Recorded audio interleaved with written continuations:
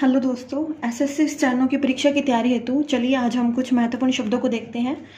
तो पहला शब्द है केंद्रीय। तो केंद्रीय हम इस प्रकार से लिखेंगे, न को बड़ा करके य लगा देंगे, केंद्रीय। ठीक है, न को बड़ा करने से इसके साथ दर शब्द जुड़ जाता है, तो आप समझ सकते हैं कि केंद्र बन जाएगा और एंड में हम य लगा देंगे तो केंद्रीय बन जाएगा। उसके बाद नेक्स्ट वर्ड है 2G, स्पेक्ट्रम आवंटन।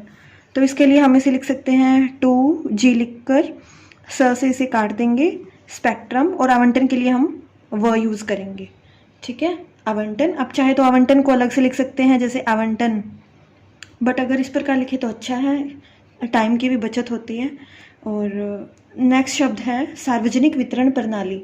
तो सार्वजनिक, जनिक के लिए जो न को डार्क किया जाता है, सार्वजनिक वितरण, और प्रणाली प्र से काट देंगे, सार्वजनिक वितरण प्रणाली।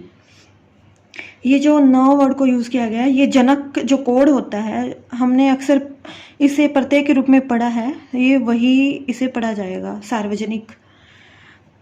ठीक है, नेक्स्ट शब्द है हस्तक्षेप। तो हस्तक्षेप के लिए हम शॉर्ट में लिखेंगे ह, स और प, हस्तक्षेप। ठीक है, नेक्स्ट वर्ड है ज़्यादातर। तो ज़्यादातर के लिए ज और द को बड़ा कर देंगे तो तर शब्द जुड़ जाएगा, ज़्यादातर। जिस प्रकार से क के साथ न को बड़ा किया था तो दर शब्द जुड़ गया था, उसी प्रकार तर, दर, इस प्रकार के शब्द जुड़ जाते हैं। उसी प्रकार ज़्यादातर शब्द में भी त को बड़ा करने पर उसमें तर शब्द जुड़ गया है। उसके बाद है अंतर्राष्ट्रीय। तो अंतर्राष्ट्रीय के लिए न को बड़ा कर देंगे अंतर, इसमें भी न को बड़ा करने पर तर शब्द जुड़ा माना जाएगा। और राष्ट्रीय के लिए शॉर्ट में लिख देंगे हम, अंतर्राष्ट्रीय। ठीक है, नेक्स्ट वर्ड है क्षतिपूर्ति। तो क्षतिपूर्ति के लिए हम छ का यूज़ करेंगे, क्षति, क्षति, और पूर्ति, पूर्ति के लिए क्षतिपूर्ति। ठीक है, नेक्स्ट वर्ड है मिश्रित अर्थव्यवस्था। तो हम मिश्रित के लिए हम शॉर्ट में लिख सकते हैं म, और अर्थव्यवस्था को कंप्लीट भी लिख सकते हैं, मिश्रित अर्थव्यवस्था। ठीक है, आप चाहे तो इसे कंप्लीट भी लिख सकते हैं, कोई इशू नहीं है, लेकिन शॉर्ट वर्ड्स अगर बन जाए तो ज़्यादा अच्छा रहता है। नेक्स्ट शब्द है मैं आपका बहुत आभारी हूँ। तो चलिए हम इसे देखते हैं, मैं आपका बहुत आभारी हूँ, इस प्रकार से इसे लिखा जाएगा। देखा जाए तो वैसे आप हम इस प्रकार लिखते हैं, लेकिन बहुत एक ब का कोड है, अगर ब हम इसे लिखे बहुत बड़ा, और बुरा, बुरे, बुरी लाइन काट कर लिखा जाता है, या बहुत को भी लिखा जाता है, बहुत।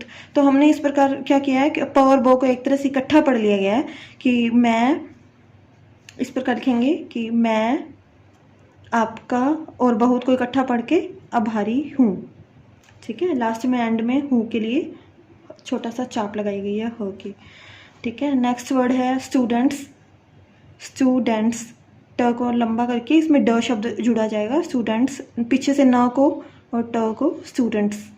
ठीक है, ये न को लेकर उसके साथ ही ट और स को जोड़ दिया गया, स्टूडेंट्स।